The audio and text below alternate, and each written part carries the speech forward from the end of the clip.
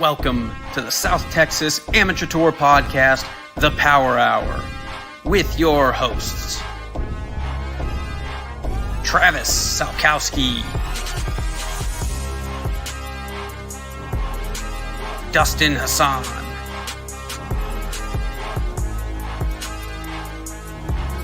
Casey Graham, Jason Bird, and Michael Germanuelian.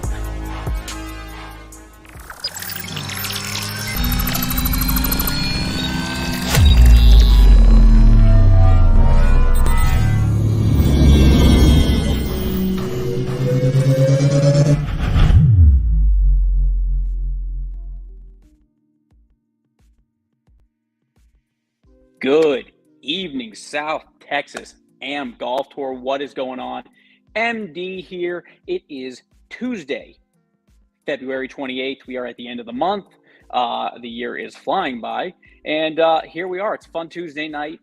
Great show for you. We're going to be having a special guest on tonight as well. But guys, it's an off week. Off weeks are always a fun time for us. We get to talk about some things outside of the tour and talking about events that have happened on the tour. We get to talk about some fun things going on in golf in general, some of the things that the boys are doing on the weekend, playing some golf. And you know, it's a fun time. We got this off week. We have a couple of off weeks, which is rare for us. But here we are. It leaves us open to have some fun shows with you guys. These are always ones that end up going a little bit longer and tend to be a little bit more intense, if I'm being quite honest. So before we jump into everything, let's go ahead and bring in the crew. First and foremost, let's start with Dustin Hassan. What up, buddy? Good evening, South Texas Am Tour golfers. MD, great to be here with you tonight. Welcome back. Another Tuesday. Glad to be a part of it, and can't wait to dig in. Yeah, man, it's gonna be a fun show. We've got some stuff. We got some stuff to talk about tonight. I know we've got some stuff here. So let's go ahead and bring in our boy Travi. Travi Claus, what's up? Hey, what's up, MD, DH? Welcome Peace back, out. DH. Good evening. It's been a couple weeks. Welcome back. Thank Everybody, It is February the 28th. This is season 2, episode 8 of the STX AM Tour Power Hour podcast. MD, thanks for joining us tonight. As always, our host with the most. You were lining up a good show. We love off weeks because we get to be a little bit more off script, I guess. You know, I mean, it's a little bit off script. We don't have any golf tournaments to talk about, but I mean, we sure as shit. Off weekends mean you and me and other people play golf, so we typically are in for it. I was excited. I was excited to play golf this week because everyone who watches this show and scrolls through our Facebook page knew that last week Friday was Paradigm launch day for Callaway. Yep. And I'm really excited to talk about the segment that you were just going to talk about before I interrupted, like I always do. I'm sorry. But it was our first rounds with Paradigm this past weekend, and we're going to talk a bunch more about it when we talk about what's in our bag and that type of stuff. But you're right. Off weeks on tour give us a chance to kind of decompress, have a little fun on the golf course, and talk about the future of the South Texas Amateur Golf Tour a lot during those rounds of golf. So yep. I love the off weekends just as much as I hate the off weekends because you know me, I'd rather be out there standing on the first tee box with all you guys, you know. But yeah, I mean, it's not the end of the world. I mean, we still. So we didn't do anything Saturday, Sunday. We ended up over at River Crossing playing with Sean Wolf at his course with his son Zach. Me, myself, Wolfpack. We had this man here, Jason Bird. There he is. Bird. Jason Good Bird evening, joins buddy. us. Welcome. And Why can't I see Travis? you can't see him? Can you not see me? He looks like a big black screen to me. Oh, I see Travis.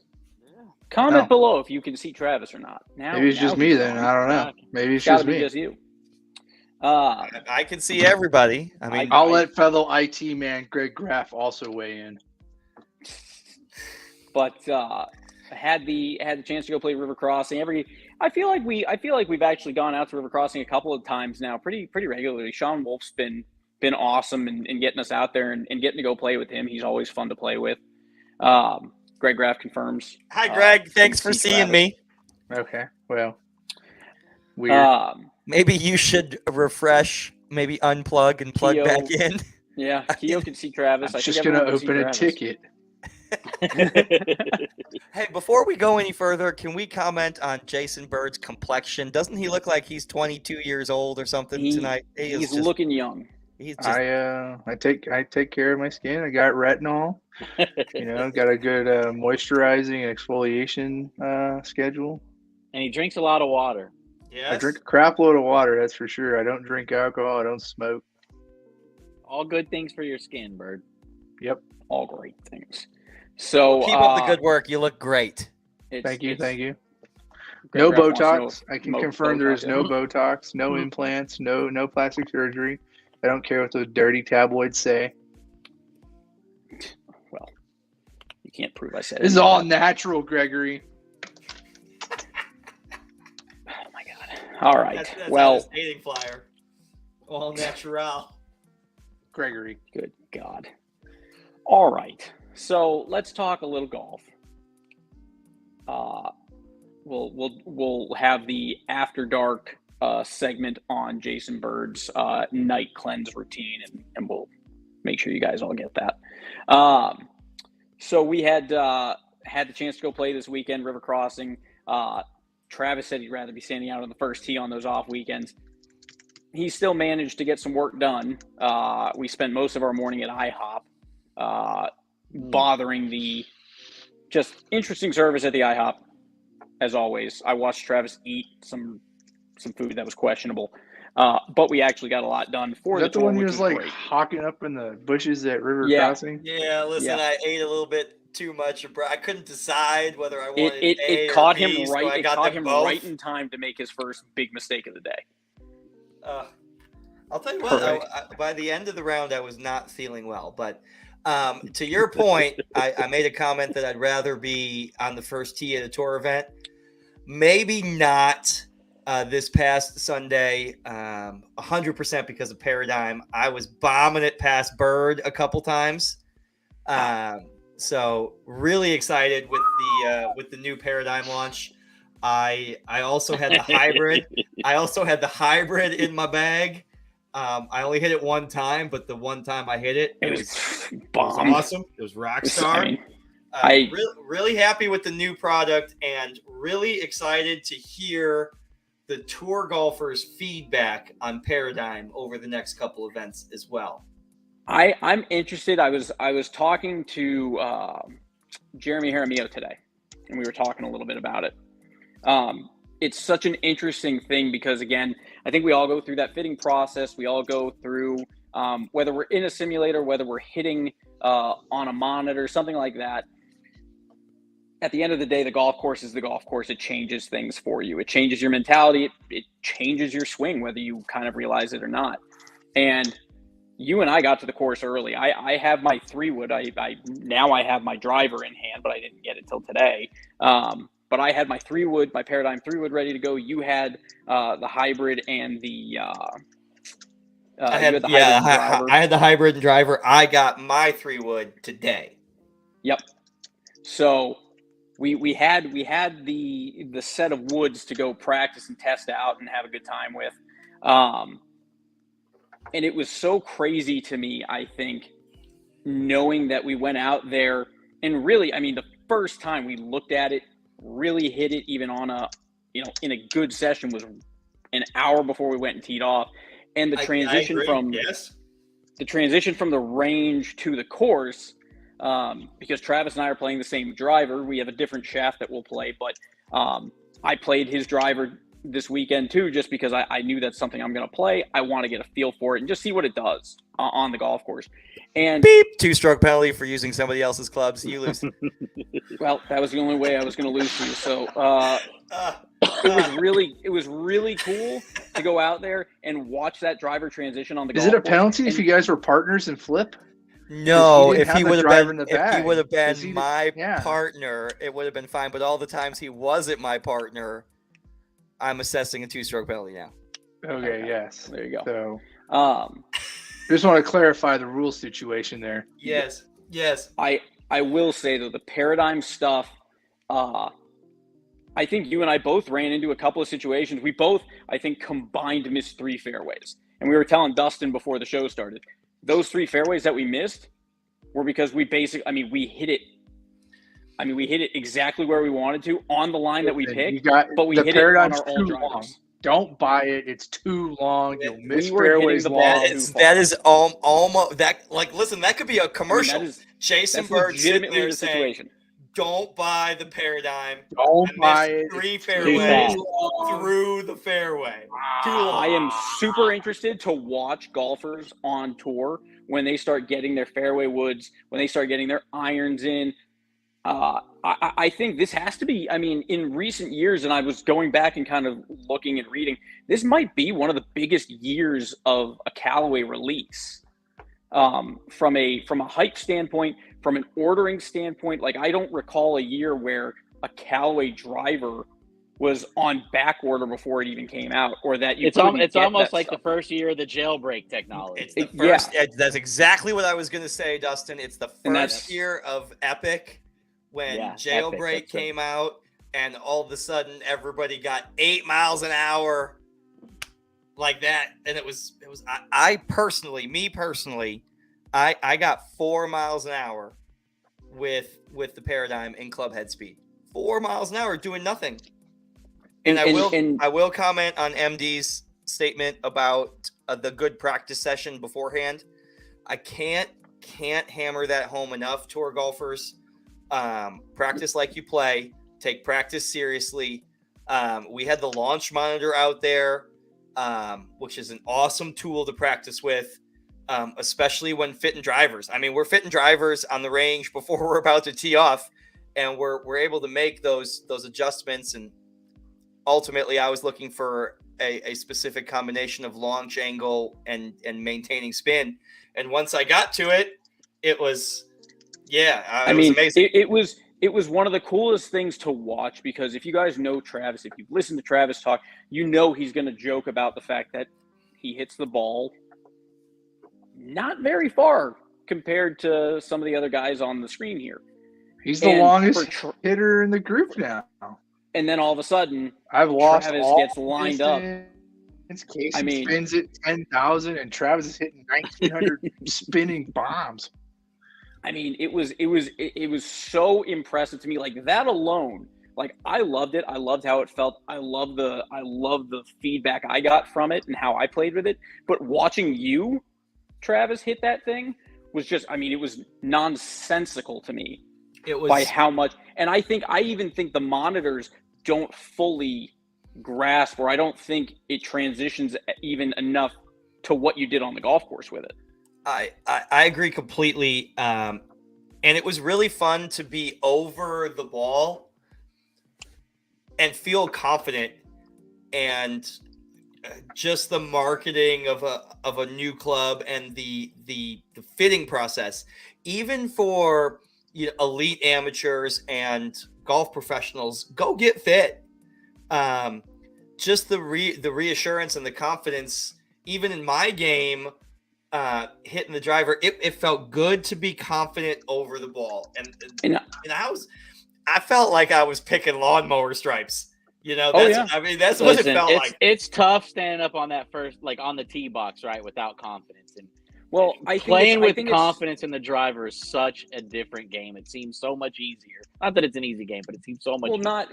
I think the big thing for me, like the takeaway from that was like, okay, you can practice. Like I busted my ass to figure out and get my swing under control to strike a driver well. I was hitting my stealth fine. There was no real need to get rid of it. other than the fact that I got it really because up against the Rogue, it was going further than the Rogue, maybe not as dialed in as I wanted. Switching over to the Paradigm, like, it was so cool to even just walk up to the first tee, never having played it on a golf course, but standing over it, at no point was I concerned about hitting it. I was just agree. like, I felt the I was same like, way. there's nothing about Same this. way. I didn't think I could mishit it. In felt the same our feeling. first tee shots with it, like, we usually, so if you go play with us, if you play with this group at all on an off weekend, we have our different games and stuff like that. And we always kind of joke, like, okay, first hole we do just like a free breakfast ball. Like, hit a second one if it sucks. Like, whatever, you're getting warmed up. None of us. I mean, Bird had to hit. Yeah, another Bird one, hit but it that was across 'cause the road, He was yeah. so far. But no, you and I didn't have to hit a second shot. Right We now, both hit our everybody first shot, and we're watching is thinking, is there a road on hole number 1 at River Crossing? There is, and it's pretty way far back I there. didn't tell you guys. Pulling out of the parking lot, I Way found that ball. I actually retrieved that ball. I saw it and I stopped and I went out and got it. Oh, it's terrific. That's I mean, terrific. I thought that I- was a really I great showing for Paradigm, and I hit my 3-wood the one time. What hole is it? Number I don't know, 7 in the Paradigm. par I 5. hit my shitty Cobra across the street, so get some. Well, I mean, the only reason why Bird wasn't even, it really came down at the end of the round to me and Travis. It was very intense. It was unteachable moments, lots of pressure shots, lots of stuff. The only reason why Bird wasn't in it was strictly because he was hitting it too far on a couple of holes and ultimately never found the ball because it was just so far. Bird played great. I'm on the so back. mad. After Bird Like, realized one that he under was on the back. sucking on the front, Wow, yeah, good job, Bird. he did great on the back. I mean, the back 9 for the 3 of us. It is a little crush. It is a little crush on Callaway tonight, Stephen Evans. You know, it's been a long time since I've been able to sit up here and I was bombing it past Bird this past weekend. So we're gonna dedicate this whole show. Danny Puckett, I'm sorry you're not coming on anymore. I apologize. We're just gonna talk about Paradigm and how Dustin is officially the shortest hitter on the show now. I mean, it very well may be the case. And you'll kind of understand more of that as we go into what's in the bag. And you'll understand why DH is 30 yards back. That's so cold. I promise you, if we could just, I mean, I'll start a GoFundMe for DH right now. Oh my What? goodness. Like, there we go. Let's We're get just this giving dude. out drivers now. He willfully plays that. I know he I does. am- And I am all things, brand that's a new loyalty. driver to him. In the last 18 months, that's a new driver to him. Oh, Dingman said he donate there a you go. fitting. Free fitting. So Dingman's going to donate a fitting, and then McCurdy's going to give you a lesson. They're all Nah. even better. Lord help us. But I mean, I Stack and think tilt. I think River Crossing gave us probably one of our best matchups in. Yeah, he had to get off the screen. That was so bad. Thank you for that. I'm trying to talk through it to hold I know. composure. Sorry, you're doing a great job. That I was right up completely there. ruined the show. I should Oh. just go back to my hole. Oh, Like, man, good that's God. I think River Crossing worked out to be one of our best competitive rounds against each other as a group. If you take out Bird's front 9 with whatever, the back 9 ended up being super intense and meaning a lot. And again, I think it's also so funny that so as we made the turn to the back 9, I birdied 9. I go 1 up on Travis. Travis gets the fuel and he's ignited and pissed that I'm beating him. I got annoyed there for a minute. I did, yeah, because I felt like I was And- playing good. Yeah. And he turns the fucking boosters on, makes a hell of a par save on number 10. Is it 12 or 13? Is that par 3? 12. It's number 12. So number 12, I'm still up on Travis. I'm still 1 up. Excuse me. I take that back. I bogeyed 11. He made par, so we're even. We go to 12. I missed the green again because I'm sucking it up on par 3s. Travis is far over the green on the right side, and he's got just nonsense kind of shot. And I'm standing there with Bird and Sean Wolf. Bird, And I'm sitting there thinking, like, I'm going to anticipate he's going to make the shot because that's a common Travis moment. Like, fuck you, I'm just going to make that shot. Bird literally just goes up to Sean and he's like, Travis is making this.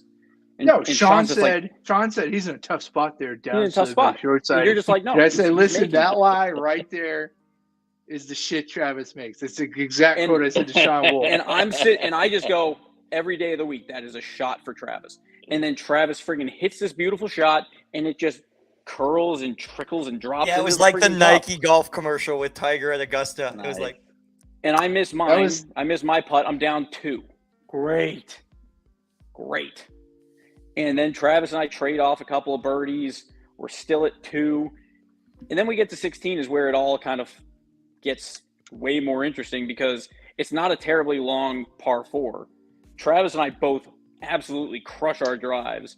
And I'm 65 yards out. Bird's like 40 yards out. Travis is like 70 yards out. Travis ended up in some thick stuff and caught a flyer yeah, I made Flies it double bogey from 65 and makes yards. double. And all of a sudden, we got 2 holes left. We're all square. It's great. And then Travis on 17, par 5, downhill, wind at our backs, hits a good drive. He's 270 out. I hit a driving iron. Travis bombs a hybrid. Yeah, I hit hybrid over from 270. Huge hybrid. And he goes over the. He goes It was past downhill, downwind, you know. But it was Oh, I mean, listen, God, 'cause I hit- screw I- that hole. it was I had downhill, 100 downwind. But I mean, I had a. I hit hybrid 190 over yard the green eight from iron in. 270. I don't care. But Travis went through every emotion humanly possible and he used all 3 minutes to find that goddamn ball. Yeah. for And the sure way I that did. the green complex And and some. the way it's all No. No. But Travis, honestly, that might have been the best shot of the day for you, all things considered, because of how difficult that green is from that area. Because if you know that hole, it's all downhill par 5. Then the green slopes back up, and there's a little mound here, and then it drops all the way back down, and it's just a steep drop. Yeah, And 20 Travis- 20 feet below the green, probably. 20 feet below it, yeah. Yeah. Travis finds his ball, hits this shot, and manages to land it just high enough where it rolls all the way down, leaves himself like a 3-foot putt, 4-foot putt. And I mean, I can make that was a, 3-footers and I can make 15-footers, but if it's 3 Anything feet in 1 inch between? to 14 feet 9 inches, I got nothing. I can't find the hole. I mean, but so Travis makes that birdie. I lipped out my 8th birdie of the day, and Travis goes 1 up going into 18. And 18, I mean, I'm in the cart with Travis. I always ride with Travis. I bombed it again on 18. Friggin' bombs it again down the left 30 side. yards left, just hitting bombs with the Paradigm. 35 yards. You're just in front of the bunker. Great lie. The I want pin to was in- apologize to everybody that I normally don't talk like this, but I was hitting bombs, so I apologize. I mean, it's not often he Talking can like Phil actually say, Mickelson right now. I know, right? He was, I you know, he's actually I saying I'm never hitting act bombs like this, but I was non-ironically. hitting it so far. I mean, I hit it past Bird twice. Yeah. I mean, it That was. true, I mean, Bird? it was. It was super impressive. When was The one- the last the time? one When was on Dustin? nine When was the last time you said you could hit it past Bird? Maybe number 9 at Paco? Is that the last time? East side. I thought it was funny to watch you hit the ball so well, but then putt so terribly. I didn't putt poorly. I just putted poorly a couple times, and they stick out because they're so bad. Because they were so important and so bad. I eight- definitely, I mean, I I was definitely had sure- one leg putt that I hit a 50-foot putt. I hit it 20 feet short and then made Yeah. the 20-footer for par. You know, just dumb stuff like that. But But it's fun. I honestly- It's fun to play good golf, and it's fun to get out, and I mean, it's fun to hit new clubs. And I like I said before, I can't wait to hear everybody on Tour's reaction to the Paradigm. I loved Yeah. it so much. I- Okay, we're on 18. I'm sorry, we're on 18. I hit it past MD again. You hit it well. I hit a driving iron. But don't to tell anybody that. I hit a driving iron 65 yards out. You went driver to 30. 40 yards out. Yeah, 45. I hit 40 chipper. yards out. Yeah, I hit chipper. Well, that green, it's a tough that green is a tough little green too, especially. So it's got a It little was bit on of the back slope to it, shelf. but it was on that back shelf. And the problem is, like, depending on the angle that you're coming in from, and Travis is on the left hand side coming at it, it's going to be tough. He's got a little backstop there, but too far, and it's going to want to either bend and go back down the hill, or it's going to go too far and it's going to end up on the top shelf. And Travis hit a pretty good chip. It rolled up there. It came up a little short of the cup and then just trickled back down. You had like what, 7 or 8 feet up the hill with a little break. Yeah, probably. Yeah. And I was 65 yards out. I was a little bit more straightforward at the pin, so I had a little bit more backstop to play with. I took a 60-degree just back of my stance, kept it super low, and spun it. It lands about 10 feet short, just trickles up. I mean, I thought it was going in for a second. Like, there was a second there where we're like, oh, did I just make eagle and friggin' win the round? 2-stroke swing. Yeah, like, right. But I curled it. I had like a 3-foot putt left, but I'm on the wrong side of the cup. I've got a 10-inch breaking weird putt. And Travis just, I mean, it was a good putt. It was a good putt by Travis. Just grazed the right edge. You know, grazed the right edge, and then Misread. leaves me to stand over a 3-footer with a giant break, and he's like, "Good luck, buddy."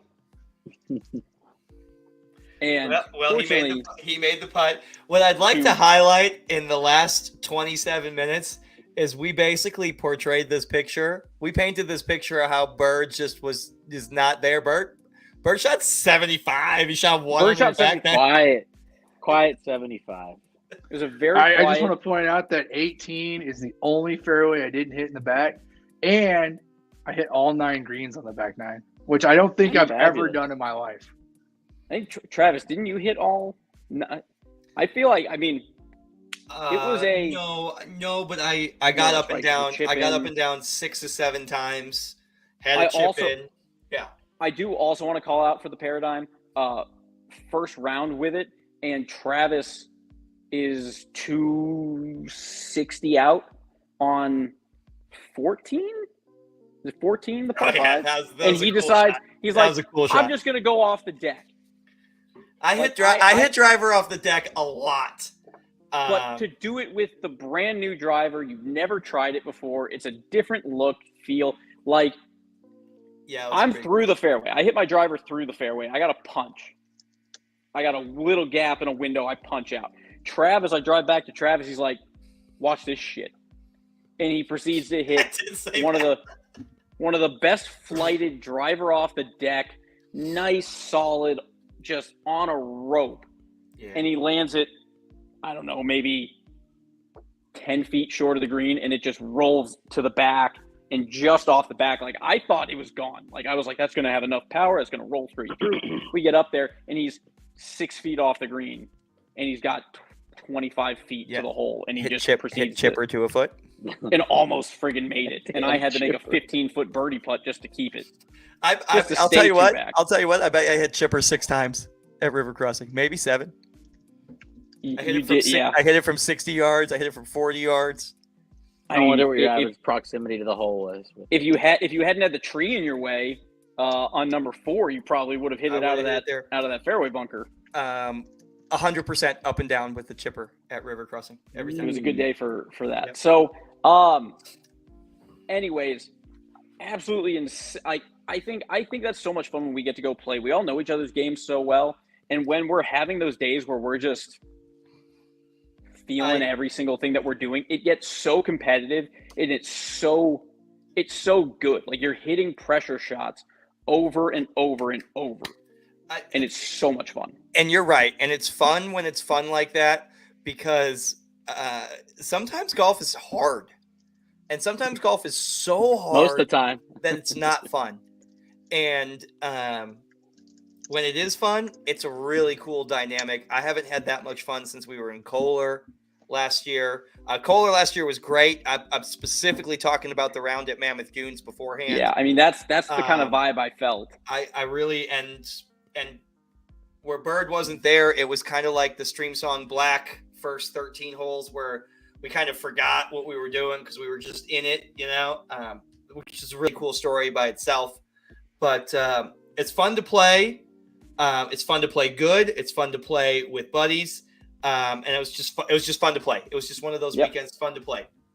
So that being said, again, great 75 for Bird, all things considered, on his front nine. Solid tie 73s for me and Trav. I mean, Double bogey from the middle. and you and I both, I think, if I had made a couple of if I had a couple of those putts that I got robbed on drop, and if you hadn't had that double, I mean, we're both shooting 60s. But absolutely great rounds of golf. It was, and we'll talk about it as we go through our bags a little bit. That was my first full round playing with all my equipment, all my new stuff. We'll talk about those changes. But so now I want to do a little bit. We'll jump into just a quick run through of what's in the bag. I've got everyone. Bird, did you send me your stuff? Huh? Did you I send me did. your what's Yeah, I did. I love it. Did you? Well, let's start with Bird. Let's start with Bird. Terrific. What do you want to know? I mean, did you send me the pictures of what's in your bag so I can pull them up? No, but I got 3 full sets of golf clubs right behind me. mean, Oh, he's going to do his live. All He's I've so done much is- cooler than us. All I've He's done so in 2 bougie. days has been like, hey guys, Okay, I want look, to know I what's in the got bag. the irons right here. Let's go through these irons. Hold on one second, Jason. Jason, before you start, Birdman, we have a question that needs to be answered by Jonathan Aiken. I agree. I 100% can tell you now. I'm not remotely worried. I am happy to report that I have built out a bag that suits me very well. And as long as I practice, turns out I just needed to go friggin' practice Oh, there's a a couple of times a shocker. week. There's Like, a shocker. who knew? We I need to can't. go I'm not practice Travis. what we're going to do on the Okay, well, everyone shut the hell up, because Travis doesn't play for 3 weeks and then goes fires to 73. So fuck off. Turns He's out a I need to go professional. practice. Listen, PGA I professional. possess this rare talent. No matter how much I practice or how much I don't practice, I'm going to shoot 75. It's dumb I just needed to go practice and for a couple uber of weeks. That's it. frustrating. I just needed to go practice. So I go practice 3 or 4 times a week now. I went and practiced today, and great. And I'll talk more about it as we go into what's in the bag. But let's go back to Jason Bird and talk about those irons that he loves so much. They are irons. This is a 4-iron right here. It is a sub 70 CV 659. It's all rusty because I got the raw versions. Ooh, I love the raw version. Bro, you didn't I was have those gonna- in the bag very long, did you? No, not too long. I mean, we talked about this. Look, I as a like the group look before. of those irons. Yes, they feel amazing. So Look great. I guess we've talked about it as a group and never on the podcast. I got these irons, and I've really never had a problem hitting them. They have almost a little identical numbers on Launch Monitor, and I really love the feel of them. But for some reason, my scores were 1 or 3 strokes higher on average. So I put the old Apexes back in the bag, and my scores came back down to my normal average. I don't know why, but Task Force runs on stats and numbers.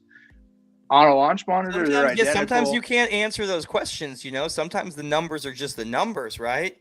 And yeah, that field of possibilities is anything, right? I mean, it could be lies left around the green. I mean, it could be average distance to the hole on par 5s. I mean, it could be some dumb statistic where there's a 1/10 of a stroke gained in 10 different spots. I mean, it's.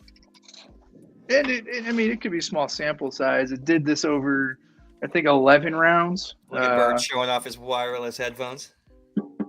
But and then I guess the other half of the set is just the MBs or the TCs, the tour cavities. I love the raw finish. I love the old Vokey oil can finish that we'd all put in the lemon juice in college to get it to rust up. Cleveland used to make wedges like that a long time ago, like that RTG wedge. I'm certain that my would rust. dad still plays with those. Yep. I loved those when they first came out. They're amazing. They're the best feeling irons I've hit. They feel really, really, really soft. They feel really good. But I mean, the numbers are there. As soon as I put the Apexes back in the bag, I was back to shooting my normal scores. So the Apexes stay in the bag, even though they may not feel as good, but for some reason I just score a little bit better with them. They have the same shaft too. They both have I was issue X100s. Distracted by the comments. The comments are good right now. The comments are good. The sweet spot on Bird's irons look untouched. Toe and heel, worn AF. Well, I mean, if we look at my older set of irons over here, let's take a look here. I got the Nippon shafts in this one. This one's got a little bit better wear mark for it. There we go. Jonathan Aiken. Yep. Can't go wrong with putting old clubs back in the bag.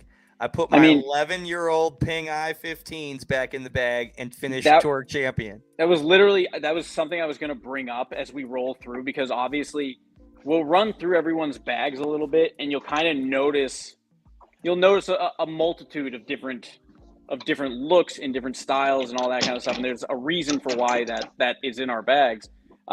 We're going to talk about everybody's clubs and equipment. Can we bring in that question from Greg Graff? I love that question. I think that's great. The oddest thing? Yeah, what is the oddest thing in your golf bag? Dustin, what's the oddest thing? I have a Belgian Football Association banner on my bag. That's the oddest thing. I want you to know that every podcast I look at that and I try to determine what it says. Thank you for letting me know it says Belgium. Appreciate it. Oh, it says Belgium. Yeah. Does it say big fella? I mean, what does it say? I don't know. It says Belgium.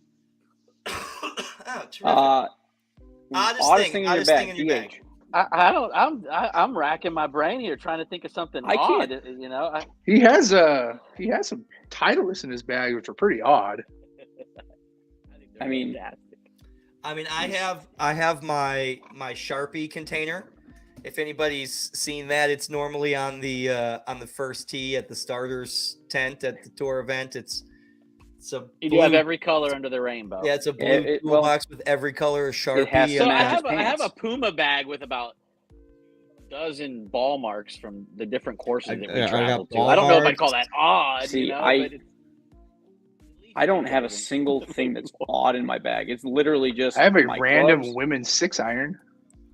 That would classify as odd, I think. Too short penalty, too many clubs. I mean, there's another set of clubs back there too. I mean, I got clubs on clubs. I'll have to take a picture of my garage, because there's my gym, and then there's 3 bags filled with clubs. I probably have 20 wedges, 2 drivers, 3 bags full. Is that a nursery rhyme? I mean, I've got. You can see this on camera. I got a bag of shafts over here, just driver and 3-wood and everything. I went through and was looking today. I have 5 different sets of iron shafts, and I have probably 15 different driver shafts. I am an equipment slut. We all know this. Whoa. I'm an equipment whore. I am understood. It is hardcore. I'm a firm believer in a tinkerer. Trying out stuff. I do. I like to try out new stuff. Things that mattered to me last season, they matter, but they're not the thing I'm zeroed in on. And so the equipment changes to match these new things that I'm trying to get better at, or that I'm trying to see the improvement in. I don't think there's anything odd in my bag, Greg Graff. I'd like to think that everything in the bag, especially the chipper, has a defined objective behind it.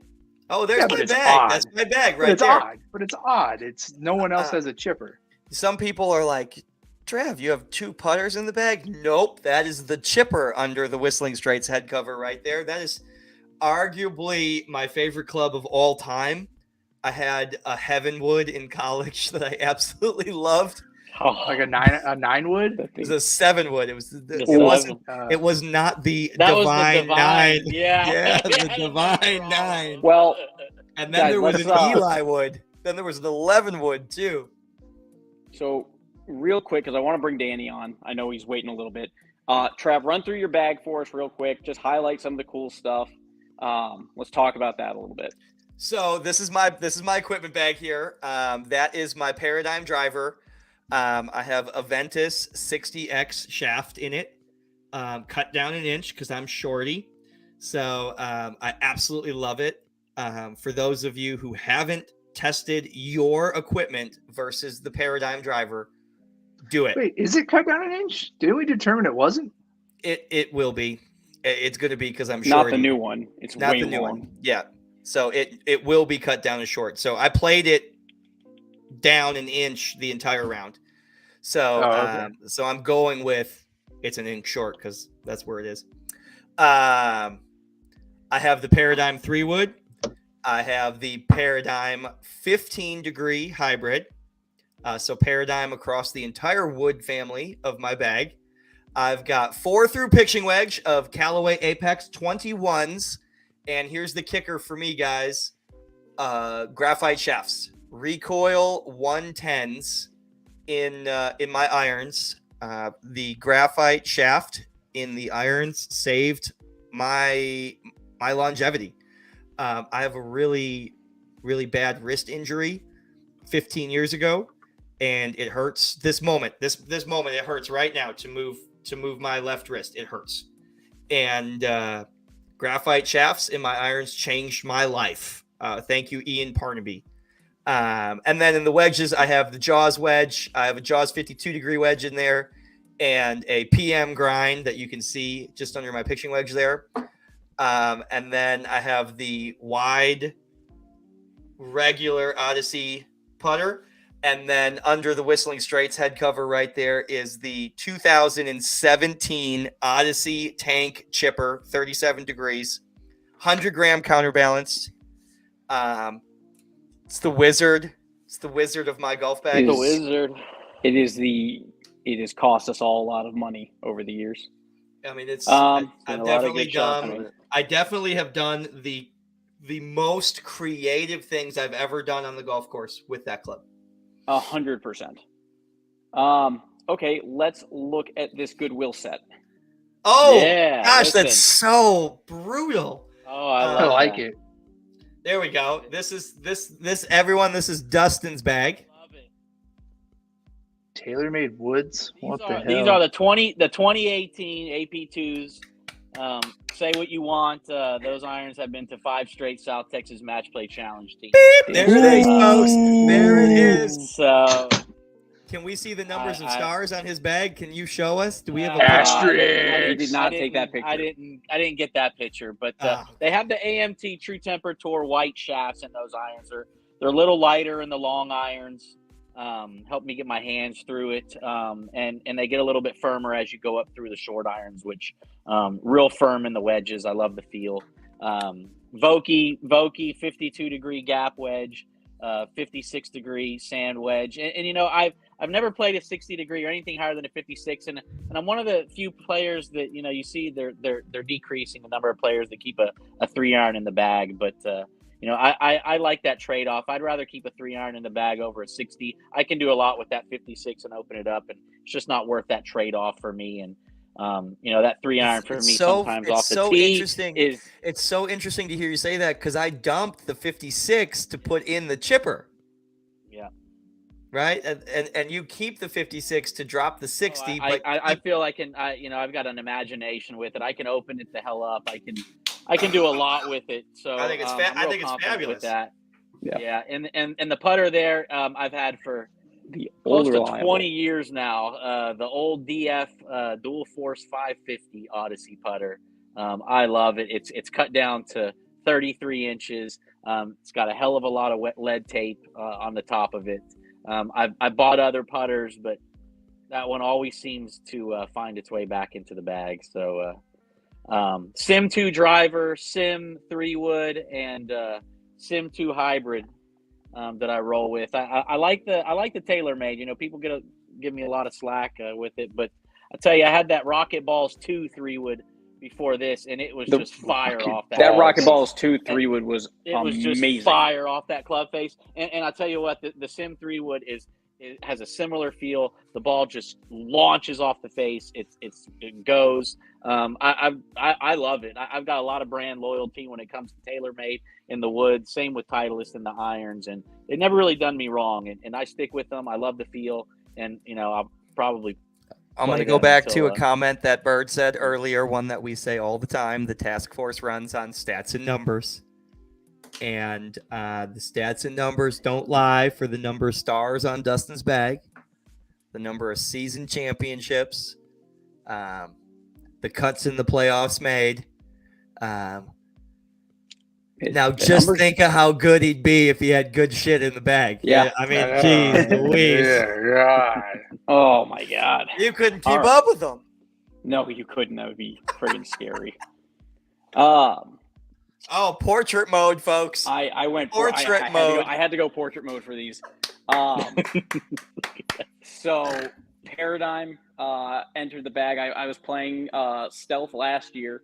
Really, really liked the Stealth line. I played the Sim 2 before that, and the Sim before that. Really, really brand loyal to TaylorMade in the woods. But this year, Paradigm kind of stole it for me. There's just no comparison. Cool. Look at how cool it looks. Here's the thing. I was never a huge fan of how it looked from the bottom. What I really liked was how it looked at a dress, how simple it was at a dress. And I like the clean look up top. The bottom is growing on me more as I've seen it in person. I really like it. But Paradigm 3-wood and driver, that's the triple diamond, and then the standard 3-wood. New shafts will be in them before the end of the week. I just need to have my Ventus Red shafts retipped. Triple diamond run. To go triple diamond. Yes, sir. Reshaft or retip my Ventus shafts to go into those. Those things are just absolutely stout. Love them to death. I did make some changes this year, so I've carried a hybrid. I've gone back and forth. My biggest issue the last couple of years has been getting the ball up in the air. Anyone who plays with me enough knows that I typically carry a pretty low ball flight. It's become a bigger and bigger. That is an understatement. It's an understatement. That's an understatement. There was a time a couple years ago, maybe more than a couple years ago. The Tiger Stinger used to be like my basic. And that was like a solid shot. Like at San Pedro, the ball wouldn't get above the poles. Yeah. On the I could keep, I mean, that was like a full shot. Like I could keep the ball real low. And I like my Mizunos. I hit the Mizunos really well, but I still wasn't getting a great apex on them. My goal this year was to put something in the bag that just went and had some height to it. That was all I wanted to do was figure out a way to get a little bit of height, get my launch angle up a little bit more, get my descent angle better, because where arguably my biggest miss has been is in the approach shots trying to cover something, cover a bunker, cover a certain yardage and feel like I can go at the pin. I just haven't had that. So I'm playing the Srixons this year, ZX7 and 5 combo. The ball flight is probably. Oh, you say 10. ZX? I like ZX. I love the way that they just because I imagine it. Hold on. Is Steven Evans going to allow this? 100%. I don't give a shit what he says. What? 100%. I'm going to say ZX7s. I think that sounds way better than Z. I just like that version of it. We're in America, son. I like the European way of saying it. I like the ZX. So I'm playing the combos, the 7s and the 5s. It's also like me. Like I slip into the accent just when Steven's around. It's a compliment. I'm not being derogatory. It's a compliment. I'm not. It's 100%. I just prefer that way. So the 7 and 5 combo. I mean, Travis, you saw them this weekend. They're significantly higher in the air for me. Yes. I could be way more aggressive. Same thing with I have a 2-iron. I would use the phrase much more normal. Much more. I would too. Like I'm putting the ball 112 feet in the air versus my standard 87. I don't play a hybrid. I typically carry a driving iron. I swapped out driving irons this year as well to the Srixon.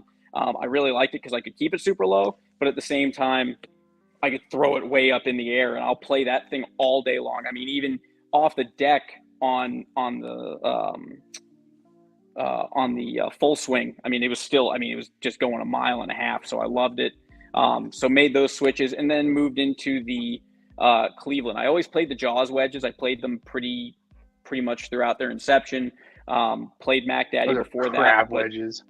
Hey, I liked them. I had really good experience with them. You kind of talked me into the Cleveland stuff a little bit, and switched to the Cleveland wedges. And again, those things are.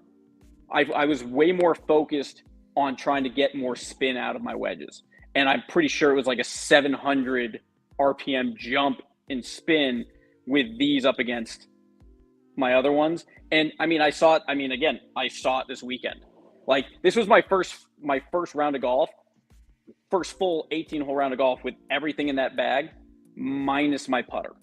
And my putter has been in my bag for me, it's longer. MD is the number one putter on tour right now. 100%. He's definitely the best putter on tour right now. So that is. I mean, he's right up there with Espinoza and Aiken and Bart Wilson.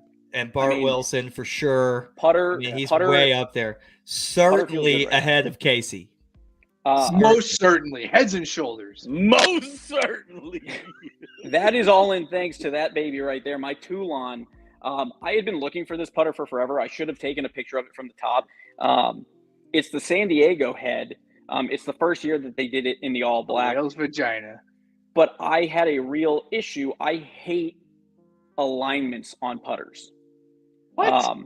Yeah, I don't like it. I don't like looking down and seeing anything other than the ball and the putter. I don't. It messes with my eye line because I'm so. It's too.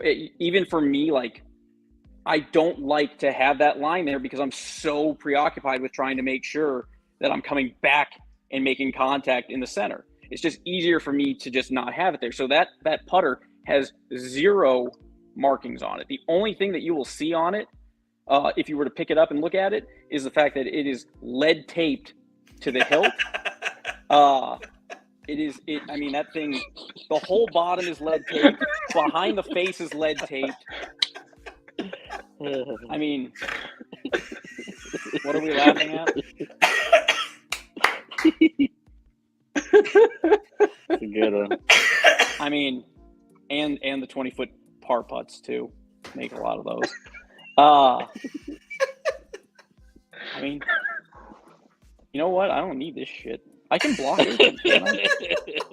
Hey, Travis. He's violating. I'm here.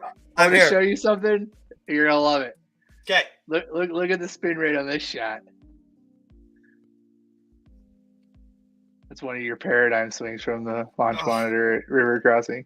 I mean, look at that 108. I mean, it's so good. I love the launch angle. Okay, guys. 13 degrees. Let's make it hay. I am so far behind. The show is we're an hour and all we've done is talk about golf. I want to bring out Danny. This is a golf podcast. This is a golf podcast. Golf with that guy. But you know what? We can talk about ourselves and talk about our shit all day long. Let's go ahead and bring Danny in. Danny, our third place finisher at San Pedro Match Play. If you haven't checked out the Facebook page, hat's always on point. Shoots some amazing videos and has done some stuff for the tour over the last 2 seasons. Mind-boggling how good they look. Wanted to have him come join us tonight, talk a little bit about his experience on tour, talk about his work doing these kinds of videos and these kinds of really cool things. We'll show some of those videos as well. We're gonna show his videos to intro him in. Is that what's gonna happen? I'm gonna show one of them to intro him in. Okay. I'm gonna show one of them real quick. I've got a couple of them.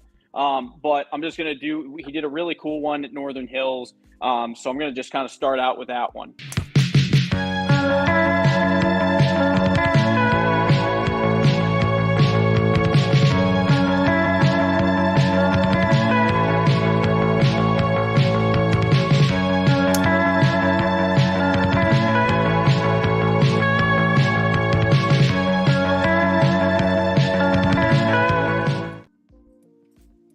I mean, so cool. Guys, welcome me in joining Danny to the show. Danny, what's going on, man? What's up, guys? Hi, Danny. Thanks for having me. Danny Puckett, how are you doing tonight? I'm doing great. How are y'all? Oh, it's awesome. It's Tuesday night and we're in our favorite place. We've got guests on the show and you're storming on to the tour golf scene this season. Let's talk a little bit about that first. Competitive tournament golf. Is it new to you, or is this something you've done before? Tell us a little bit about your golf competition leading up to where we're at right now, and where we were at San Pedro a couple weeks ago. Yeah. So I've been playing golf for maybe just over a year now, like a year and a month, and I felt like it would be good, like put me under some pressure, help me learn fast. So figured why not give it a shot. When I found out, we had flighted tournaments with handicap and stuff, I was like, why not give this a shot? Yeah, what can go wrong, right? What can go wrong? Yeah, totally. Put me under some pressure. So the Northern Hills video, that was the first time I came out to one of the tournaments last year. Kind of scoped it out, of course, shot some video. And then I was like, I'm going to give this a shot. I've met a couple people that are also playing, and thought, this could be fun. So figured out I'll give it a shot this year. Kept the expectation low, and I was humbled quite a bit when I played Northern Hills for the first time in stroke play tournament, and the greens were crazy, and it was probably one of the worst rounds I played ever. And then it's a learning. It's one of those unteachable moments that continues on and on and on for that whole round of golf. By yourself for the first time. Yeah, 100%. Yeah, I learned so much, but loved it. It was great. Met some great people, and I kind of went into the match play event thinking, whatever happens is cool. I get 2 rounds out of it. I'm going to bring camera gear and I'll shoot some video. And the first round I played was pretty bad. And I was playing with an old putter and I just had zero confidence. And then we went to 1 hole playoff, and I won that hole by like skin of my teeth. And then after that, I felt much better. I was like, I got 1 win. That's a win for me at the end of the day. So I just kind of stayed in it and played. And I probably played one of my worst San Pedro rounds and definitely one of my best San Pedro rounds during match play. So and that's how that tournament works. You play so much that it's a little bit of everything. Yeah. You're Well, just you trying to still catch end up someone not like having that a at the good end of the round. though. I mean, the best round and the worst round, you're still 3rd place, and that is a hell of a finish. Were you using? I know you sent me some pictures of the what's in the bag, and I just want to call out because I was looking at them. Let me pull up that picture of that putter. I think that putter looks freaking awesome. That is pretty attractive. Oh, the center I do love I love that putter. Is that an old Cameron Creations putter? That putter was never marketed. Did you paint that? Seymour dots. Actually, the guy I got it from painted it like that. Oh, nice. He had it done like that, and they added some etching and stuff, which I was like, this thing's pretty sweet. And I like looking down at that thing. Yeah, serial number 1 of 1 is cool. That's awesome. For sure. And the putter is one of the few clubs in the bag that you honestly never need to change. Like, there are guys who putt as well as anyone with a 30-year-old putter, the same way someone who just bought a brand new putter is putting with. That putter looks badass. Yeah, I kind of learned the lesson the hard way. But yeah, I'm pretty sure it's staying in the bag now. But yeah, that's my favorite club for sure. Yeah. So you're going through that event at San Pedro. You've come and played a couple of events now, but this was your first year playing the San Pedro match play, though, correct? Yeah. My first time playing a match play event. I mean, you're working your way through the rounds. I know, you kind of start off, you maybe get that first win, that second win. I mean, to get to 3rd place, you're having to play multiple rounds. You're having to put up a lot of wins. At what point do you start feeling, if any, of the pressure of like, hey, I'm kind of deep into this event. Like, there's an actual shot here. Like, how does that kind of set in? Yeah, I think actually when Travis told me, he was like, hey, the bottom for you guys is 3rd place. When I played Mark, I think. Yeah. And that's when it kind of set in, and I was like, wait, what? Really? Because I hadn't played. Listen I played a lot less matches than other people. So he did it the right way and didn't lose early. Losing early is difficult. Makes it a long road. So listen to the names. Listen to the names that Danny Puckett exited from the championship bracket up top. David Falconer, Gone. Lazaro Gonzalez, Gone. Jermaine Bowen, Gone. CJ Gomez, Gone. Willie Nichols, Gone. and made it all the way to the first round of the championship finals of the championship bracket. So the two people who met undefeated, and that's where the tournament kind of went to third place for Danny, and lost to Mark, and then Danny got gone. Then Danny got gone by the eventual tournament winner, Micah. Yeah. After that, but tell us a little bit about what that next match after you found out the floor was third, like, and it was like this. Oh, I'm here, and now there's this race of emotions. Like, Yeah. Oh, I understand what's going on. What's that next tee shot like on number one? Actually, my first tee shot in that match was pretty good. And Mark and I were going back and forth. I had quite a few strokes from him, and we actually got down to my putting started falling apart, and like maybe the last 3 holes I was missing 3-foot putts, 2-foot putts, and it was starting to get in my head. And then we got to the 9th hole, and I was up 1, and all I had to do was make like a 4-foot putt, and I blew it. And then so we were even. We played 1 playoff hole, and the bad putting continued. And that was a It's time for Oh, that Cameron no. to get out of the bag. yeah. Oh, I was no. actually 2 up going into in the 8th. So I gave him 1 on 8, and I gave him 1 on 9, and then the 1 playoff hole, and it was over. And I think he was shaking. He was kind of worried, and I just couldn't keep it together. And then I played Micah, and I blew it up like so bad. Actually, Greg, thanks to Greg, shout out Greg for caddying with me. But I think I was just fatigued at that point. It was kind of long. I had a couple beers. So he was helping me read putts and stuff, but I totally picked up. I thought the match was done on the first hole with Micah, and Greg picked up the flag, and Micah was kind of walking off, and I just picked my ball up, and then Micah was like, "Wait, what happened there?" And I was like, "Oh shit!"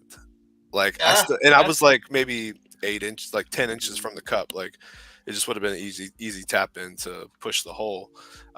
So yeah, I gave him the first hole, and then I was like, oh, You talk about them unteachable moments, eh? yeah, We're gonna do that again. totally. Yeah, So never I do was that like, again, yeah. damn, what the hell just happened? So and then from there, I was like, I duffed a tee shot, and my chipping game was probably the only thing that kept me together. I played a lot of SP before, and familiar with chipping up the side of the greens and trying to get them just to hit the fringe and roll out a little bit. So my putting was just falling apart. So my chips were putting me in makeable positions, and then I was just leaving putts long, short, left, right, a little bit of everything. But that's probably the most golf I've played in one weekend since I started playing golf. So I kind of just figured, I was fatigued, I was tired. It's more of a grind than anything, And that's for sure. I have a question. Mhm. So you started playing golf a year ago. What made you want to start playing golf? So it's kind of weird, actually. I don't really know the real answer to that. Last Christmas, my father-in-law and brother-in-law invited me to go play, and I've played a couple rounds of golf in the last, 8 years or something like that. Just show up, don't really know anything about golf, follow the group I'm with, friends and family. And then this time I was just like, I don't know, something happened, and I couldn't stop. I was like, I need more. I want to play more. We had a Top Golf outing at work, and I was hitting the ball pretty good, and then I was just hooked. And then it was, I'm going to go to first tee. I'm going to go to the range and start chipping and putting, and I just got addicted to it. Honestly, I relate it to skateboarding a lot. I grew up skateboarding, and I hadn't really felt the same way about something that just like gave me this this feeling, it's kind of like landing your first ollie or kickflip, and like hitting a good chip or a chip in or something. It was just like so rewarding, after try and working on it. And it just got super addicting. And it happened to a few of my friends around the same time, which is pretty funny. I tried skateboarding once. I was at a state park in Wisconsin as a 10-year-old. It was blacktop, so it was really smooth. And I was going down to this little hill, and freaked out and slammed into a pine tree. Never got on a skateboard again. That was the end of your skateboarding. Yeah. And I didn't even play skateboarding again, video games, Just done. Yeah. So nothing to do with it. Yeah, you can definitely get hurt for sure. So yeah, at my age, I was like, I think I get hurt playing golf, so it's a lot like Yeah. skateboarding. Yeah, You get hurt standing sometimes. Yeah, I actually hurt myself too playing golf. I had a rib injury, probably like 6 months in. Who else had a rib injury from hitting too many? Who was that? Morgan Graff? Yeah, Morgan. I think it was Yeah. Morgan probably hurt herself hitting a million golf balls. Oh my god! Yeah, we had the same. Oh, Golf's a dangerous I love sport, the people. comment from Greg Graff there. When is this dude going pro? People at work, top golf outings. I love that. That's good. Yeah. How lots of quotes like that. how do you feel about the fact? So you got what? Only you thing got played- hurt was my credit card. Oh, Jeez. I know. You start off the season. You played Monster Day. You played Stroke Play at Northern Hills. Maybe not your best showings, and then huge day at San Pedro jumps you. I mean, I don't have the number for what it jumped you up, but tied 22nd place now in the point standings. Jason Bird disappears to give us the official number of how many spots you jumped. What is that? Exactly what's going on right now. How, I mean, you're sitting there now, you're in 22nd. I mean, doing the math of it all, I mean, you're only 315. You're 170 points outside, or not even 170. 170 points outside the top three. We've got an event coming up on the 12th. We've got double points coming up on the 25th. I mean, and you're coming off a pretty good showing. Is the confidence level from San Pedro still there and taking that into the next couple of events, or is it just kind of like still just maintaining that, like, hey, let's go play and see what happens? A little bit of both. I'm definitely more excited. I know that I'm feeling better about performing under pressure, especially, in match play where you're just, playing against one guy for hole.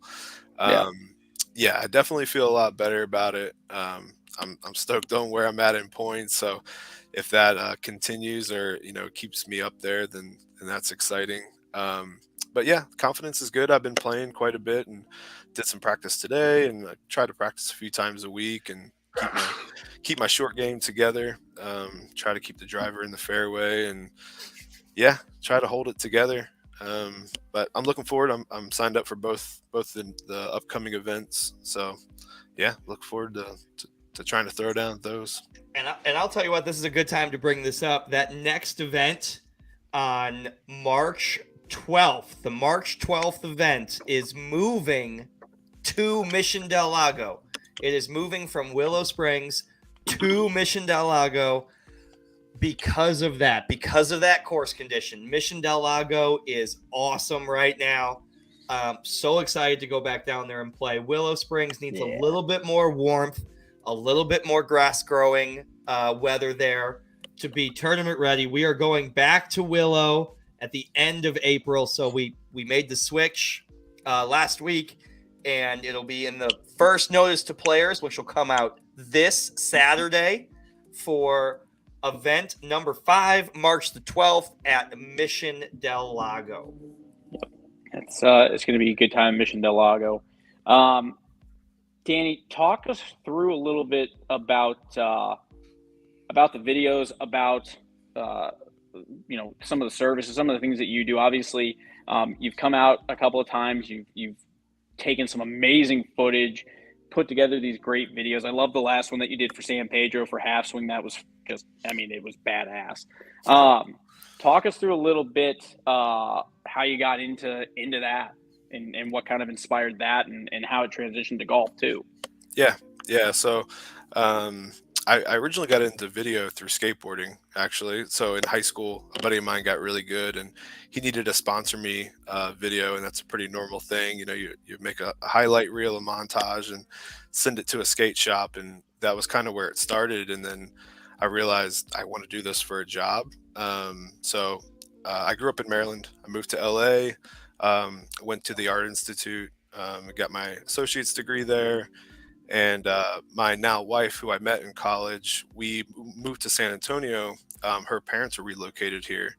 So I thought it was going to be kind of a pit stop. And I think that's been like 13 years or something now.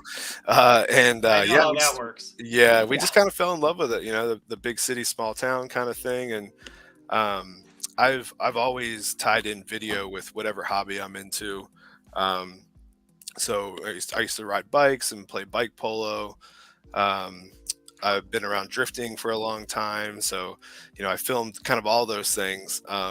It's just fun, you know, to be able to shoot it and share with friends and make content and stuff like that. So I've kind of always blended the two together. So it just made sense when I started playing golf. I was like, you know, there's lots of golf content out there, and I'm going to start shooting some stuff. I have two questions. Can you explain bike polo? Yeah. So bike polo it's pretty much like hockey on bikes. Okay. So originally, before they made a lot of stuff, you I want you to know I'm picturing unicycles right now. Yeah. Sticks. Yeah, the regular bicycle. But yeah, it's a mallet. You know, we used ski poles for, like, you know, snow skis. Use that kind of a shaft, and then a piece of plastic, like ABS pipe, and it's got a cap on one side, and that's what you strike with, and you get your brake on the left hand and your mallet in your right. I love it. What could go wrong? I love it. It's super. That's so great. It's super fun. And then my second question is drifting, like Tokyo Drift, like drifting. Yeah. Yep. Yeah, just like Tokyo Drift. That's the way Jason Bird drives as well. Yeah. I used to be a part of the group that ran some of the local drift events, and then I have a drift car myself. And he has a drift car. This is fascinating. Yeah, fascinating right now. Those are the videos I needed you to send me. I know. Yeah. We wanted those videos, and we'll take it. We'll listen. This is going to be great. MD, can we shoot that San Pedro? Do we have that San Pedro video? I do not have it. For all the files were pulling up too. A couple of the files pulled up too big for me to actually show. And I'm working off my iPad, not my laptop, because I actually wanted this to work.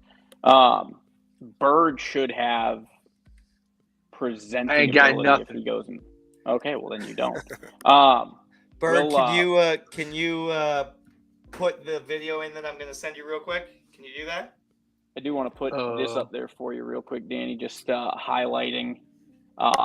We'll show a couple more videos. We'll talk a little bit more, but obviously want to make sure people know how to get a hold of you if they want to reach out to you for any sort of video need. I mean, golly, there's so much you could do with that.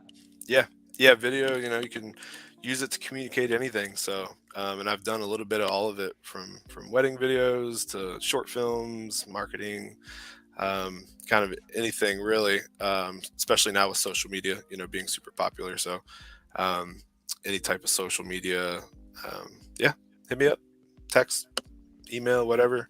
I'm open to trying new stuff or brainstorm or whatever. So let me know. And we'll make a Facebook post for everyone, and put that info in there as well, so you guys can grab that if you. The video that we're talking about is on the San Antonio Golfers page, Facebook page right now, and it's on our page as well. Golly, that, especially coming off the heels of Full Swing. Yeah, that video was just. Yeah, it just made sense. Cool. I didn't shoot enough video because I only really shot the beginning of Saturday morning. Because after I started winning some matches, I was like, I'm just going to concentrate. This is important. I put the camera here. That is 100%. That is 100% how the volunteerism of the ambassadors works as well. They are completely in it until they got to warm up, and then it's over. Yeah. So I didn't have much footage, and yeah, as soon as I heard the audio from the Full Swing trailer, I was like, I want to do something with this. So yeah, I trimmed it up, and luckily I had enough footage to put that together. I mean, great. I was Awesome. fully It came out of nowhere. I was like, "What the fuck? This is amazing." I was ready for like a Jason, 9 can you put that episode- video in quick? I was ready for I like don't know. a I South don't know who Texas you're intro. referring to. Can you, Jason Bird, put in the San Pedro video into the podcast so we can watch I don't have the video. If you go to the page and go to the video, It's just a link. I can't download Okay. it off Facebook. yeah, but you can present. If you go to hit the present button at the bottom, because you should have admin rights.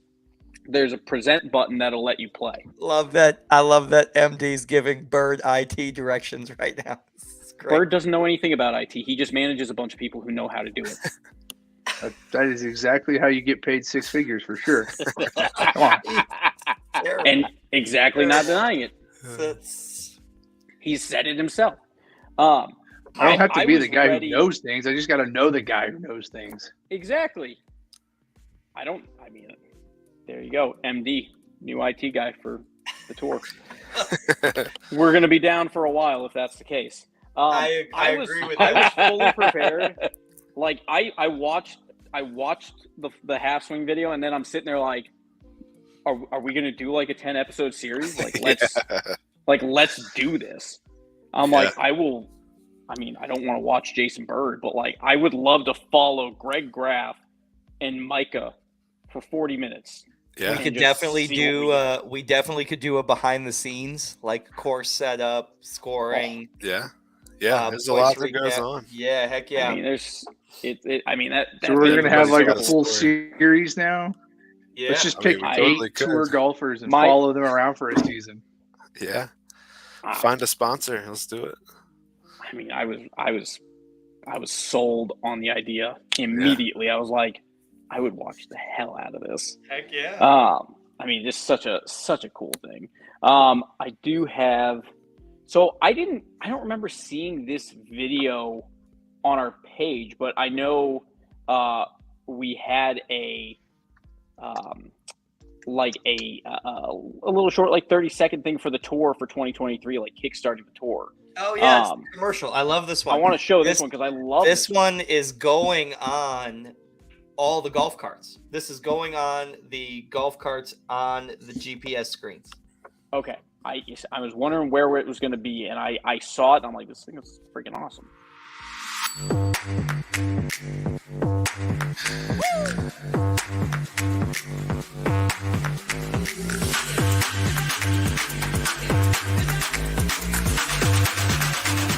One, two, three.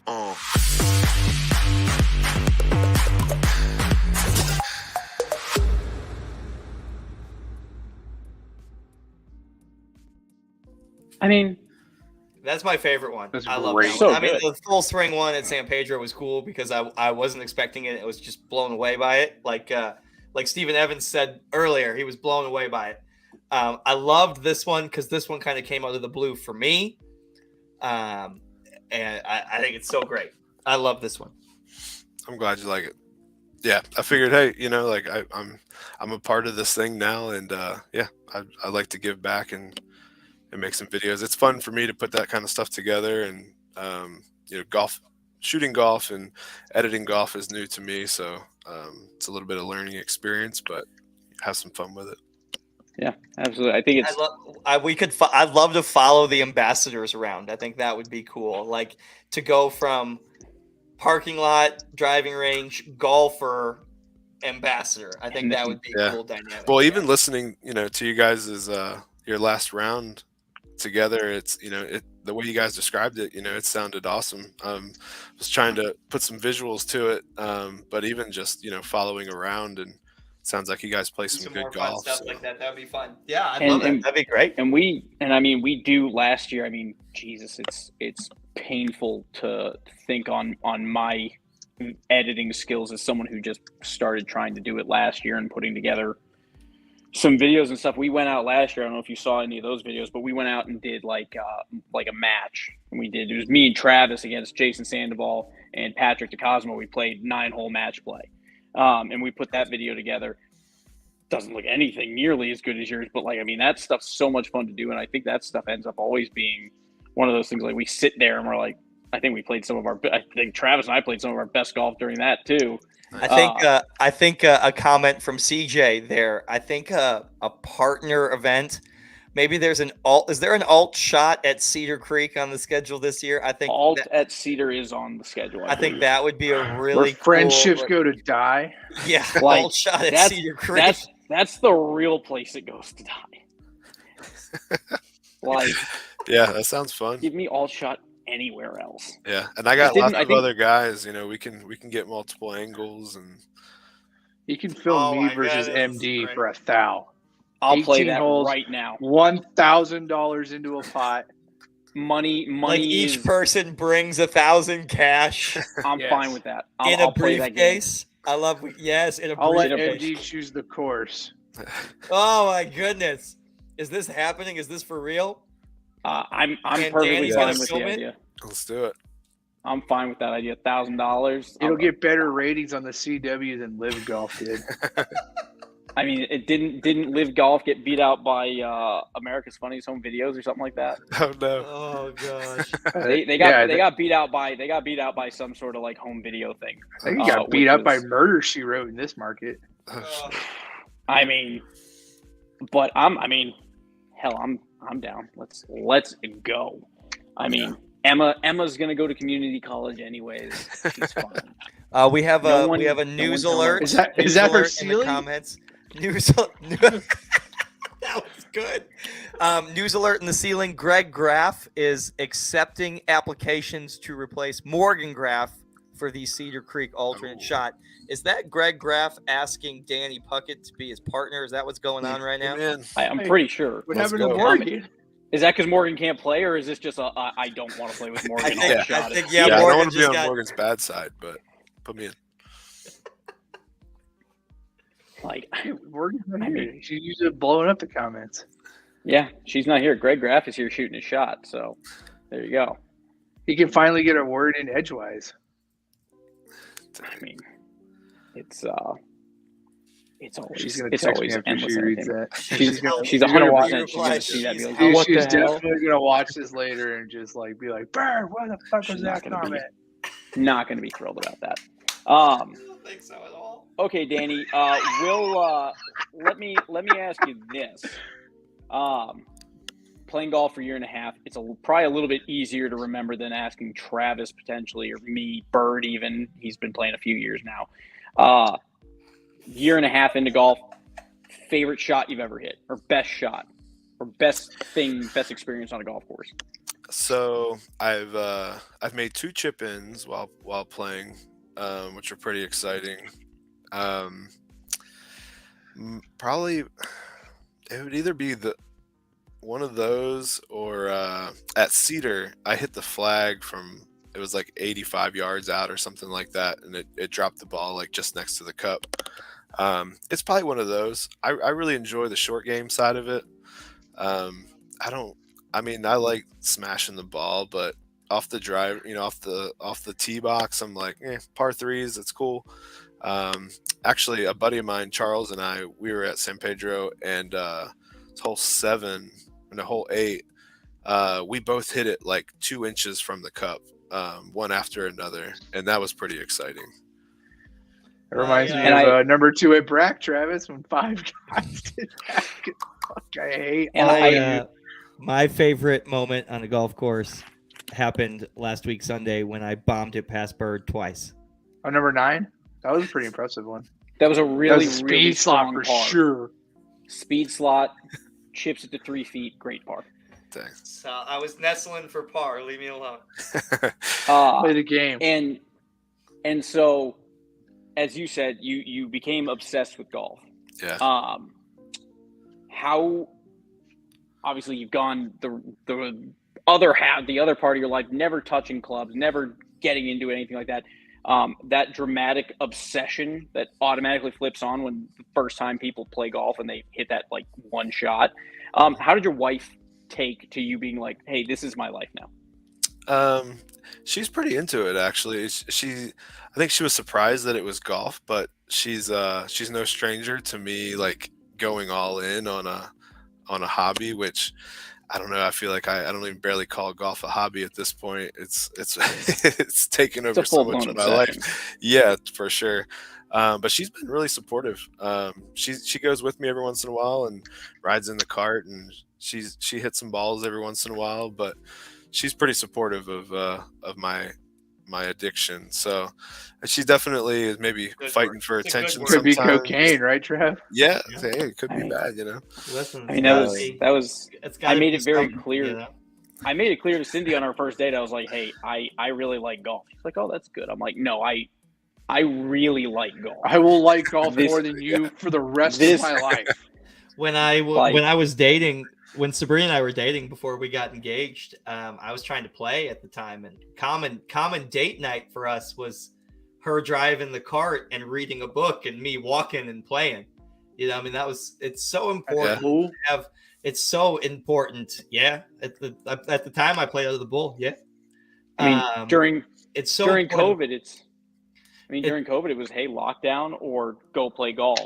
Yeah, and it's so I'm leaving important. my pregnant wife to go play golf with you guys because that's what mattered. It's so important to have the family support from all angles. You know, if you really can play golf and it's not a hostile environment because you played golf when you get home, golf is so much more enjoyable. So much more fun. You know, like especially when your wife, agree. like you walk in and it's like, how'd it go today? And they legitimately care. Yeah. Yes. I think Like- it makes it's so much more rewarding, and it can turn it into this positive addiction that it's just. Did you watch? Yeah, did it's your like wife 6 watch Full hours Swing when you're not with you? home. It's perfect for them. Yeah, it's a nice break. Did your wife watch Full Swing at all and kind of like get into that? Yeah, we watched the whole series together, and I think it definitely piqued her interest more, you know, in pro golf. Because even I was, you know, it's kind of like, golf's cool, but you know, how much of it can you watch? And then I started to follow some of the tour and I watched some of Live. But yeah, after watching Full Swing, it was definitely kind of turned on a switch. You know, it humanizes it. You get to learn about, you know, each individual player and a little bit at home and their character. Because I mean, you know, pro players especially, you know, they don't express themselves a lot. You know, you get media a little training. Yeah, you know, and they're just trying to stay so level-headed, so you don't get to see a lot of that besides the way they dress, maybe the occasional blow up or how they react to a bad shot. But besides that, you don't get to learn a lot. So Full Swing, I think. What did you learn the Definitely. most from Full Swing? What's that? What did you learn the most from Full Swing? I think I learned that there was just the different that people were so different behind the scenes. Kind of figured like everyone was very similar, you know, or had a similar background. Figured everyone kind of ran through the same paces as far as when they started playing or you know, or grew up, you know, very privileged or, you know, that kind of thing. So I think it was mostly just finding out the variety of players and backgrounds.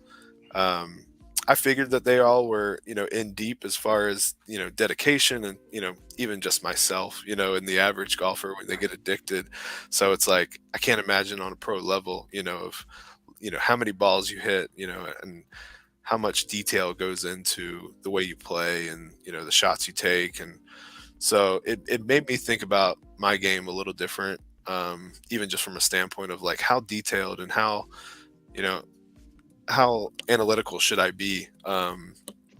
So, and I think that that's reflected a lot in the way I've been playing.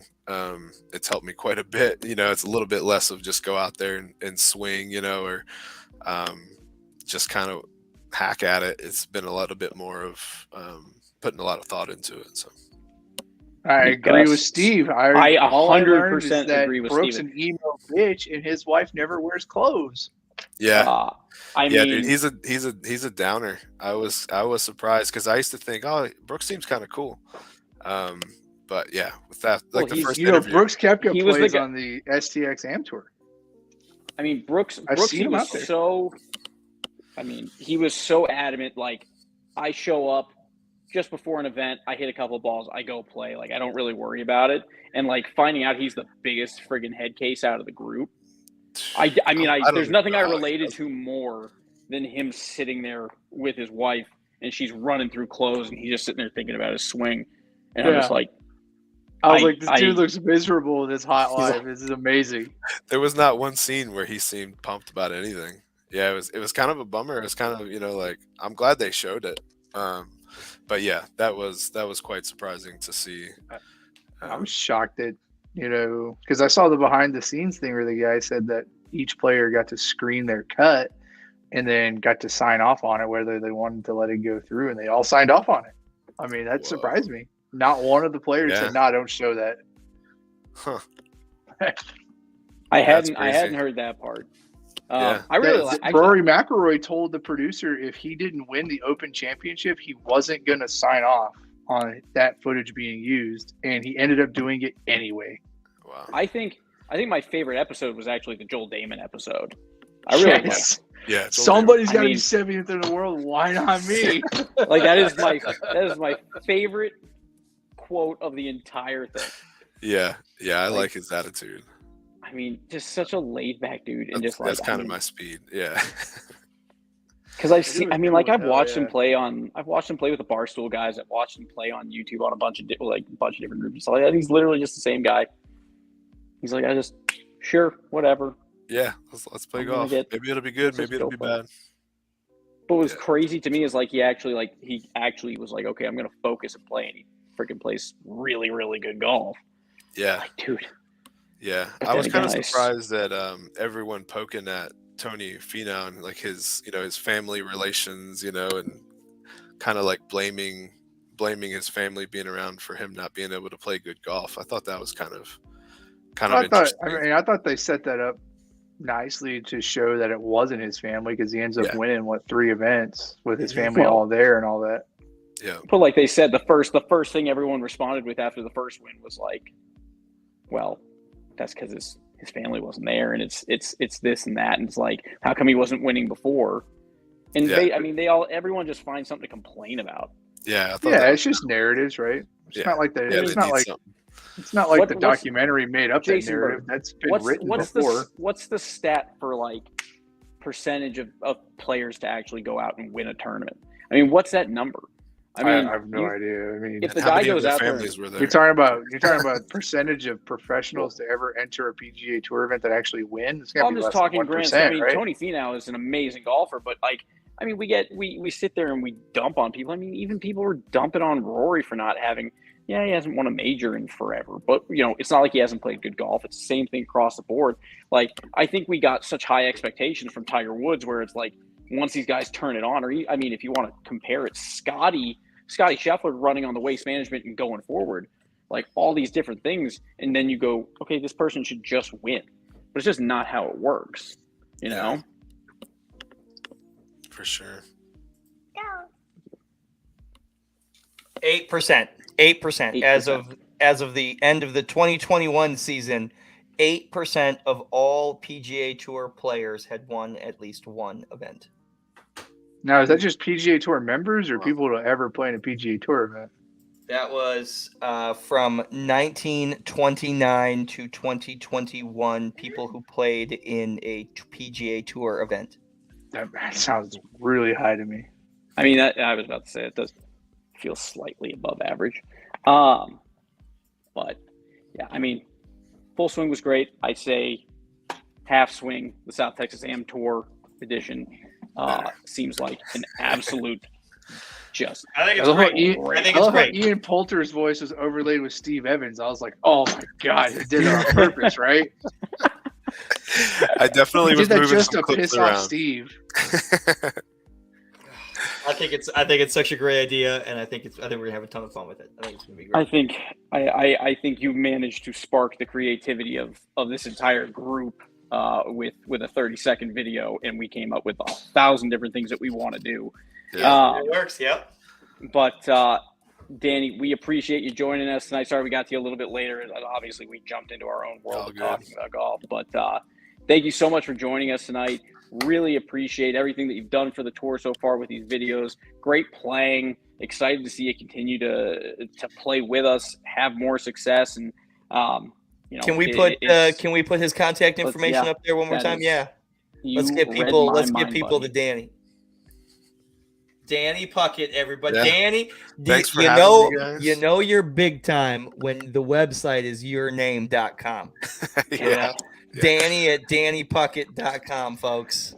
Me at DannyPuckett.com. Me at That's fantastic. And we'll post this on the page too. Cool. Could you imagine typing Mike at MikeDermanuelian.com? Could you imagine typing that? I wouldn't do Michael it at MichaelDermanuelian.com. It would be Michael James Dermanuelian at MichaelJamesDermanuelian.com. I'll just double it up. Yeah, that's great. Like I'm just gonna double it up and make it like Michael James Dermanuelian III at MichaelJamesDermanuelian.com. Yep, that's my business. Is I hate people, and that's how I want them to find out. Is that's just good marketing. It doesn't work everywhere. Yeah. It doesn't work everywhere. Not for everyone. But Danny, thank you so much for joining us, man. Excited to see you next week on the 12th. Man, thanks so much for joining us. Cool. Danny Puckett, thanks for having me. Thank you so much. Congratulations on your third place finish at San Pedro.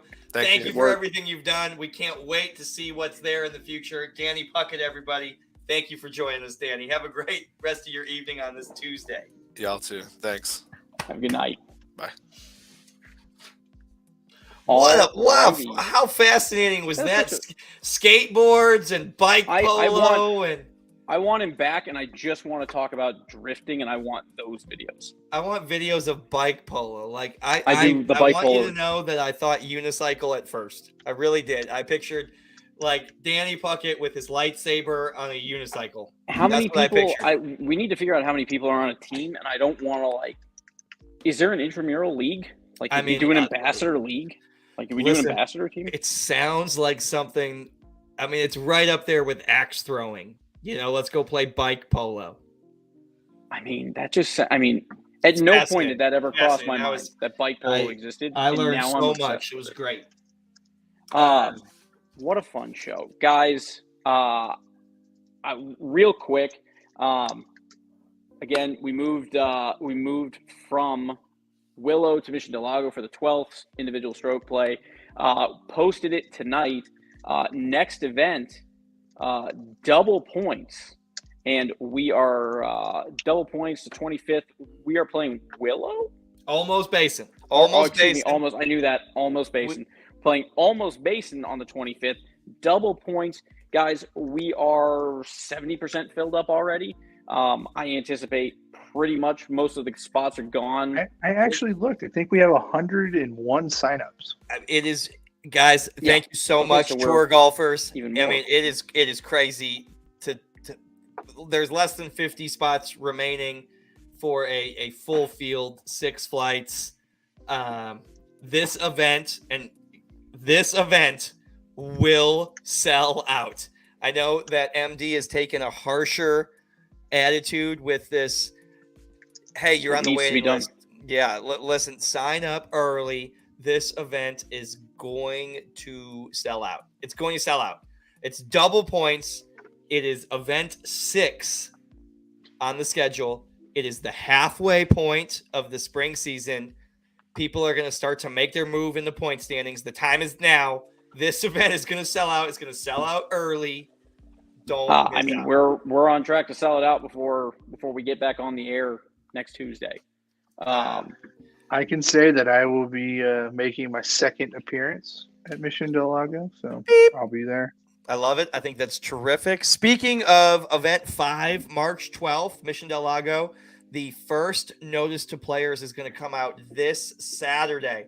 So we're going to have tee times and flights Saturday, March the 4th. It's March already, folks. Man. Golly. Wow. Crazy. And we had other big news this week. Tour Travels 2023 is officially closed for sales. It has sold out with the last spot going a couple days ago. and we are so excited to bring. There'll be a spot on the website for Tour Travels where you can see live leaderboards, pairings, games, point standings. We treat Tour Travels like a tour event. You know, there's live scoring, there's Golf Genius, there's points, there are daily prizes, there's a points winner for the entire trip. We treat Tour Travels like a tour event, so look for that on the website. A full field of 20 going to Kohler, Wisconsin.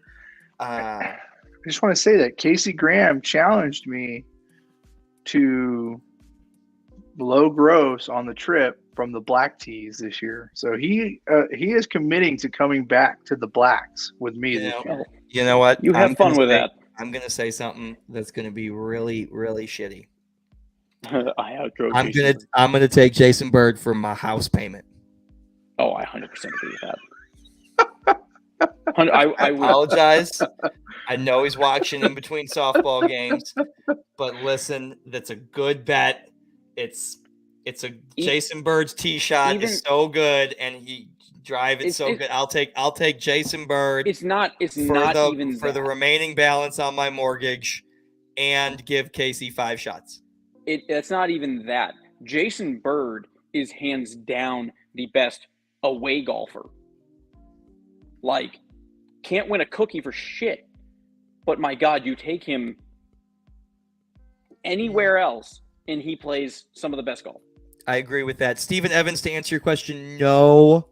The Tour Travels points winner, the spots on the South Texas Match Play Challenge team are so important. I don't want to segregate a spot to something so minuscule. Minuscule is not the right word, but segmented. I think segmented. We're not playing for points. We're not playing for any status other than the fact that we are. I mean, some people the Tour Travels is 7 or 8 rounds, which is a season played over a week. It's its own season already. It's got a grand prize. So yeah, that's why we don't do that. You know, yeah, it's like playing the. I mean, maybe. I do play for the pork missiles, Gregory. God, I love pork missiles. Golly, I do love meat rockets. I try to think that each bratwurst is $100 and the rest of the trip is free. I'm They just tried to making my charge money Steve. back. You know what? I bet you I had 25 bratwursts. Oh, I had so many, dude. I had the honestly- meat sweats. I would say I had 4 to 5. You know what always around. blows my mind about that trip, and I've said this to you guys before, is I lose weight on that trip, and it blows my mind. Well, I mean, as much walking as we're doing, as much. There is some form of exercise that is being done there. I 100% believe it. I mean, I eat like 'cause absolute garbage when I'm there, and I still manage to but- lose weight. I mean, my how many favorite. My steps- favorite part about going to Wisconsin is that I'm constipated by the second day. I mean, it's. It's like it's just You gotta so get much Patrick cheese. to call me in a Cheese. prescription. Get Patrick to call me a mean- prescription. I am so excited for good cheese curds, and just I'm. Kohler can't come soon enough. I'm excited. I'm excited for our midway point to getting to Kohler for our little mini trip to Mississippi and going to go play for a little bit. That'll tie me over until we get to Kohler, but I am so ready for Kohler. Yeah, we're gonna take a little bump over trip to Biloxi, Mississippi, and we're gonna go play Fallen Oak, number 41 on the top 100 places you can play. Thank you, Patrick. I will bring Pepsid.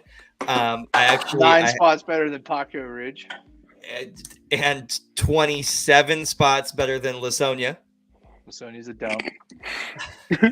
Sorry, Casey. But yeah, we're gonna go over play Fallen Oak. It's a direct flight. So excited to get a little breather in the middle. That should be fun. We'll bring you some videos from that trip.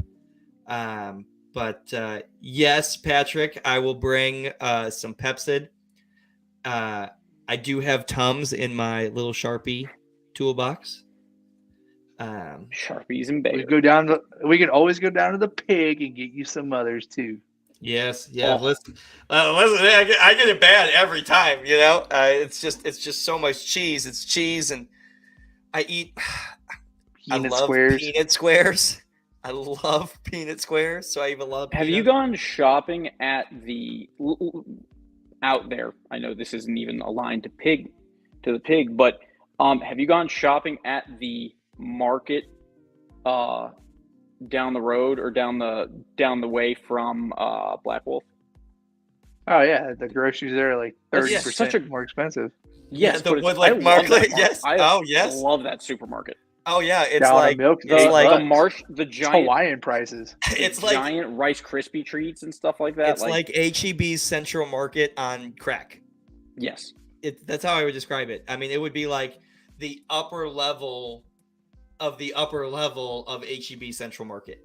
Like that's part of like my trip. Like I'm ready to go back because I want to go back there and go get the candy and some of the other shit that I got. Talk about the whole experience. We're talking about the grocery store in the village of Kohler. You know, talk about the whole experience. I'm renting fishing rods this year. Hey, I want more people. Are to you come really? to Are you really? I mean, that's great. You can I do think I it. might do it. come I on. don't know. I want to There's get. got to I be need some more people. fish in that lake. 100% there is. I watched. Me and McDowell watched a couple of people pull out some fish while he and I were walking to the sports arena place to go play ping pong and go swim. And I want more people to come play ping pong this year.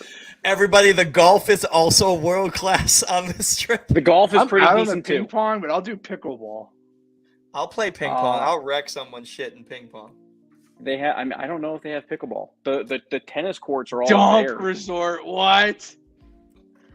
Who said that? Yeah, yes, there is. There's fishing. There's fishing available. The hotel that we stay at is right on Wood Lake. It's in the middle of Kohler. At the inn on Wood Lake is where we stay, and there's a beach and there's different fire pits and some late night bar service out there, you know, and you can rent fishing poles. I don't think you rent them. I think they have them there. Number 34 in U.S. grocery store. That's so great. It's all about the list, folks. It's all about the I list. believe it. That is 41 spots higher than Lasonia, which is a dump. Poor Lasonia getting shit on today on the South Texas Golf Tour Casey's podcast. about to start commenting in all caps. Oh, Casey Casey's drove gonna be for mad. me. How dare Travis you. said he'd take him for a mortgage payment. No. Remaining balance on the mortgage. Remaining balance. He's gonna get to the number 3 tee shot at the river course on the Blacks and have a tree directly to his right and just be like, "What do I do with that?" I don't think he makes the cover on number 1. I drove it on number 2 green last year. Remember that? Yeah. So, you know, no offense. Task Force runs on stats and numbers, everybody. Task Force And runs the on stats, stats and the numbers. stats are very clear on this one. And that is like, Jason's like the 1-to-1 favorite. I mean, I don't think I got to play. Are you gonna be so mad? Oh my gosh, I'm so sorry. I don't think I played a lot with you last time on the trip. I think I maybe got 2 rounds in with you, but I remember I played with you. I think it was you, me, Darren, and Mike Sherman, and we played the Irish. I think I want to say, and I watched you hit some tee shots. And I was just like, that's just stupid. It's so good. I blew that round in the Irish from the Blacks too. I had under par that day. I blew it. I blew it on 17. I hit that ball in the water. Dude, seven. That is that hole. I think that's the toughest hole. Arguably, to me, that is always the toughest hole. I think out of the entire trip, that's the toughest. It's the only hole on the Irish course that doesn't fit. I would agree.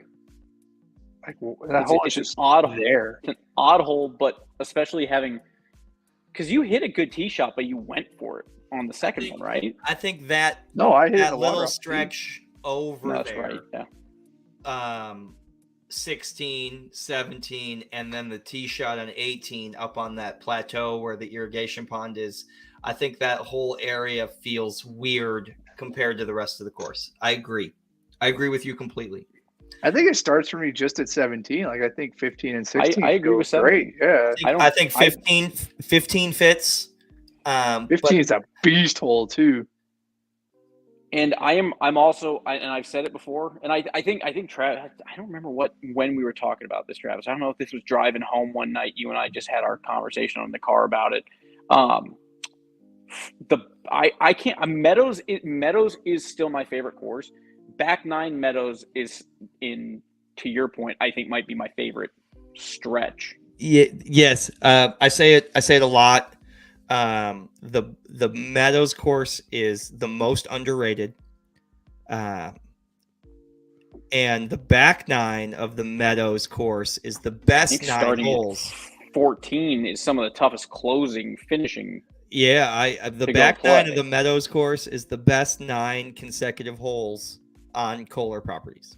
It is, I mean, and 11 through 14. And I will tell you what, the Meadows course and everything else was pristine, right? Everything else was perfect too.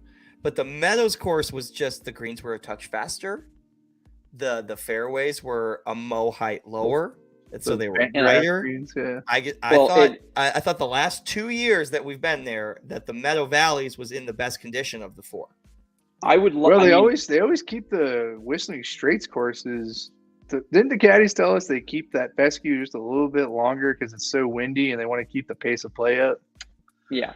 And they really just let Black Wolf with its bent greens just get like super slick. Because I mean, remember that time at the River course? That was 3 years. That was 3 years ago at the River course, and it was solid.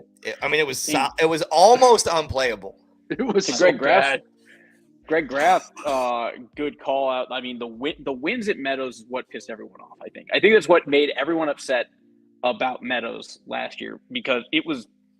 I don't think anybody was upset. Well, I think not upset, but it just flabbergasted. I think it was 88 from the Blues. Long. The course felt long, and the course, like, I mean, just the sustained wins that we had that we're playing into. I mean, that was a world class. Like, I think I shot 81 or 82. Like, I hit driver on 15. So did I. I mean, that was such a. I mean, there's only 2 holes on the entire trip that I don't like, because I have screwed it up royally every goddamn time. That's friggin' 17 at Meadows, and it is 16 at the Irish. That par 5, I have. Travis and I were going back through the. Travis and I were. 14 is a par 5. Yeah, 16 is a par 4. Yeah, 14's down below the big bunker on the left. Which on the Irish, it's 16. 14's a par 5. No, 17's the par 3, and then 18 is. No, 17's the par 4 around the water. Which one's the par 5 on the left? Water on the left with the. 18's a par. 14 and 18 are. Oh, I'm thinking the river course. I'm thinking river. 16 on the river course. Yeah, under the Linden. 16. Under the Linden. I love that. Yes. Travis and I were 76 there. He's like dunked in the water there Travis too. Travis and I went through my scorecard, and I'm like 1 over until we get to there, and I 10. Friggin' card a 10. I'm 1 over playing out of my. If you're not far enough left off the tee, you're not going to have a good layup. If you don't get a good layup, you're not going to be able to go for the green. I had a just shot for shot, everything that could have happened. Like, hit a safe shot, I'm in the worst case possible. Had to bail out, punch out. Then the next one clips a tree. And then the next one, I mean, it was, oh my God, it was so bad. Oh yeah, you imploded hard. It was awesome. I gotta find that scorecard, because I remember I was playing really well at the River. And I finished the Blacks. I played the Blacks, and everyone was giving me shit about it, and I was playing super good. I got to that stupid par 5, and I heard the sound that no one wants to hear, and that's the clank of the bulkhead hitting a golf ball, or the golf ball hitting the bulkhead. So I missed that flag to the left like a moron, hit the bulkhead, then I heard the splash. So much room to the right, Travis. What was that? I don't know. I have so much prep for Kohler, but Guys, we are at an hour and 55 minutes. We have blown past the power hour. It is 10:30 on Friday night, the 28th. Greg Graff's the only one left. Tuesday watching. night. Greg Graff is the Greg only one left Graff? watching. I think we're going to call it a night, guys. What a cool show. Danny Puckett, everybody, show. thank you for Thank you, joining us, Danny, for Danny. We joining. appreciate that. I love off-week shows because it's a little bit of everything. You never know what you're going to get. I mean, if you wouldn't have reeled us back in, we could have talked about Paradigm and how I blasted we it would past have- Bird a couple times. I mean, for I an hour. let us keep going too. Like, I mean, we could have done 2 hours of just talking about the whole thing. So, appreciate Can Danny we being give patient with us and- Graff a top fan badge? Can we do that? I will figure that out. Greg Graff really had nothing else to do tonight, and Jason man was just Bird, a typing Jason machine. Bird, a double bogey number 14 on the river course, and double bogey. Oh, I did, yes. 16 on the river course, I And did then- double buggy 14. and then stormed back with par to shoot 81 from the blacks on the hardest rated course. Yes, the river course is the hardest rated course on the Kohler property. which I I don't. missed a birdie on 18 in front of Casey. I Graham. don't. I think the 16 is the only hole on that course that I have ever had issues with. I don't think I did not ever think it was as It's my favorite course on the planet. The river course at Black Wolf Run is my number one course of everywhere that we've been. I have Let me tell you 25 that course. I have 25 lists. I have 25 Yeah. courses checked off on the top 100 list. And goal for you know- 2023 is not to break a driver halfway through your round, Travis. That's your goal. I will. You're bringing an extra shaft for me.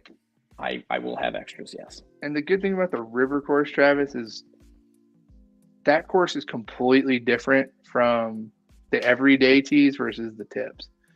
For every other course, every other three courses is longer. The Meadow Valleys has 18, which is significantly different from the tips, which is a really cool tee shot they built up there.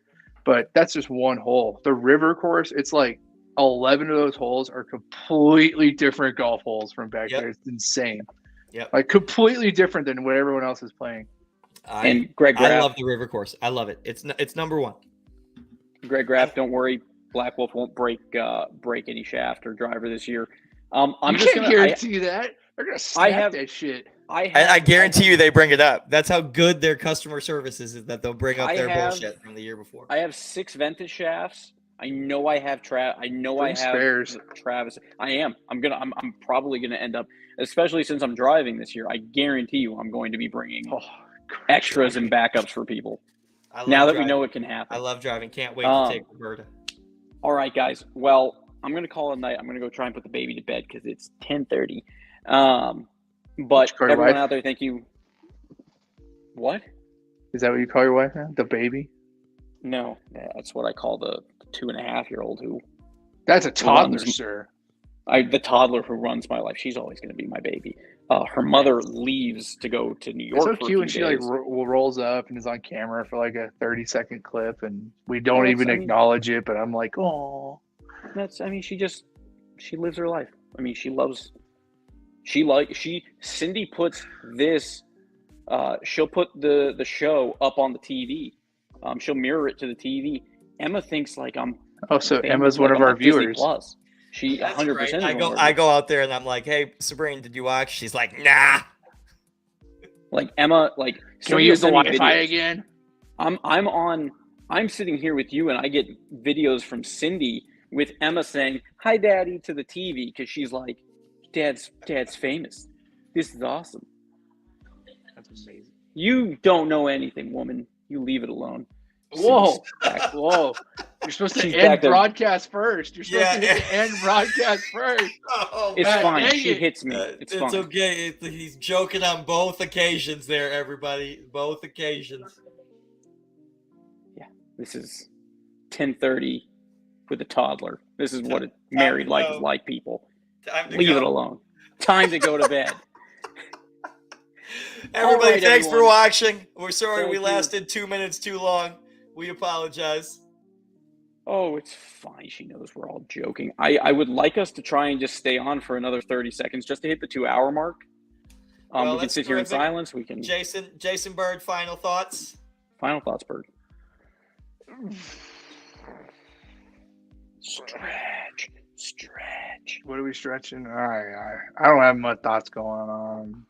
Everybody, notice to players for Event 5, Willow Springs moving to Mission Del Lago coming this Saturday, March the 4th. That is a sellout for March the 12th. And then March the 25th, Almost Basin double